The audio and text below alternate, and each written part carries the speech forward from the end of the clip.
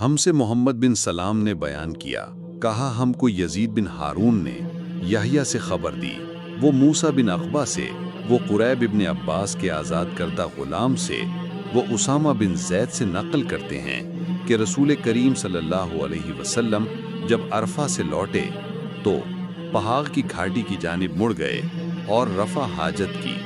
اسامہ کہتے ہیں کہ پھر آپ صلی اللہ علیہ وسلم نے وضو کیا اور میں آپ صلی اللہ علیہ وسلم کے اعضاء پر پانی ڈالنے لگا اور آپ صلی اللہ علیہ وسلم وضو فرماتے رہے۔ میں نے کہا یا رسول اللہ، آپ اب نماز پڑھیں گے؟